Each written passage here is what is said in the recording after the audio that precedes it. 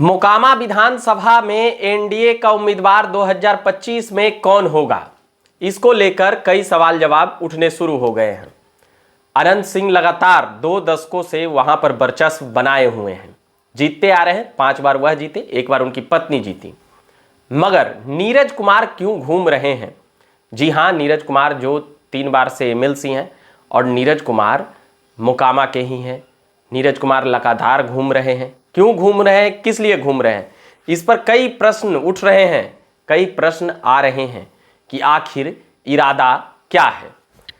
तो उन सभी बातों पर हम अभी बात करेंगे, मगर उससे पहले बता देते हैं औपचारिकता के लिए कि आप देख रहे हैं झकास भारत और मेरा नाम हुआ रविकांत। अब आते हैं मुद्दे पर।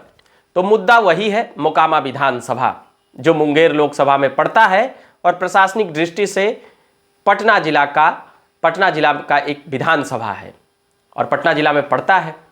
तो अब बात यह है कि मोकामा एक हॉट सीट माना जाता है। जब से कह सकते हैं कि अनंत सिंह वहाँ पर विधायक बने हैं, तब से वह खूब चर्चाओं में रहा है। उससे पहले बता दें कि मोकामा में कई बड़े नेता वहाँ पर रहे हैं, विधायक, और बाहुबलियों का भी गढ़ माना जाता है। वहाँ से अनंत सिंह के पहले सूरजभान सिंह सन 2000 में विधायक रहे, निर्दलीय जीत कर आए थे। उससे पहले दिलीप सिंह जो अनंत सिंह के भाई रहे 90-95 में, वह जीते। 2000 में सूरजभान जीते। उससे पहले श्याम सुंदर सिंह धीरज जीते।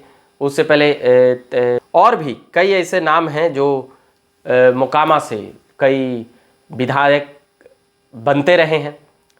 मगर अभी चर्चा इसलिए है कि क्या इस बार एनडीए से कौन होंगे प्रत्याशी, इसको लेकर अभी खूब सुर्खियां बन रही है कि ललन सिंह के जो करीबी रहे हैं और विश्वस्त रहे हैं नीरज कुमार, क्या वह हो सकते हैं जदयू की ओर से या एनडीए की ओर से प्रत्याशी के तौर पे। वहीं अनंत सिंह जिस प्रकार से पिछले साल जब नीतीश कुमार की सरकार बचाने की बात आई थी, तब वह इस तरफ आए थे वोटिंग के वक्त। मगर अभी बात यह है कि आखिर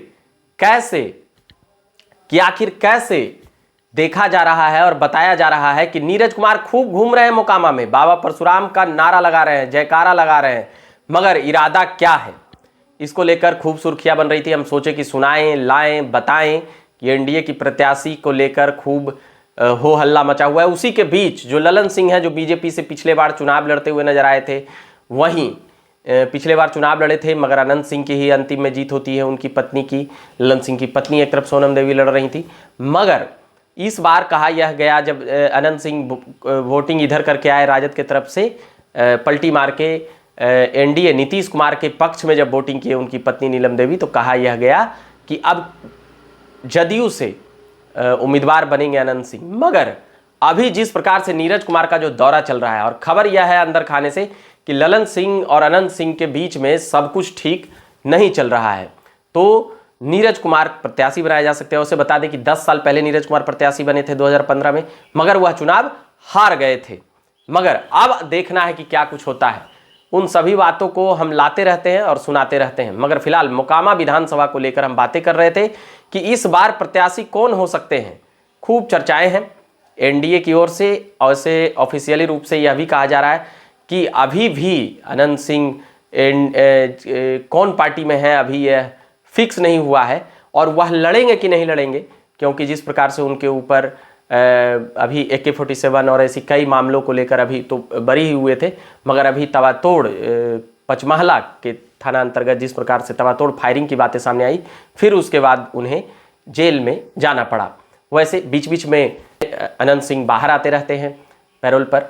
तो इस प्रकार से अनंत सिंह कहा जा रहा है कि इस बार राहें मुश्किल होने वाली है। इस बार नीरज कुमार लगातार घूम रहे हैं, और क्यों घूम रहे हैं इसको लेकर भी कई सवाल जवाब उठने शुरू हो गए हैं और कई सवाल जवाब हो रहे हैं।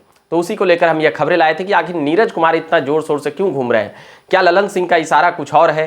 क्या नीरज कुमार का बाबा परशुराम का जयकारा नारा लगाते हुए जिस प्रकार वह बोल रहे थे, तो कई सवाल मेरे मन में आया। हम सोचे कि यह खबरें और बातें सुनानी चाहिए कि आखिर ललन सिंह का इशारा क्या नीरज कुमार को मिल गया है क्या, या नीरज कुमार ने मोकामा विधानसभा चुनाव लड़ने का मन बना लिया है क्या।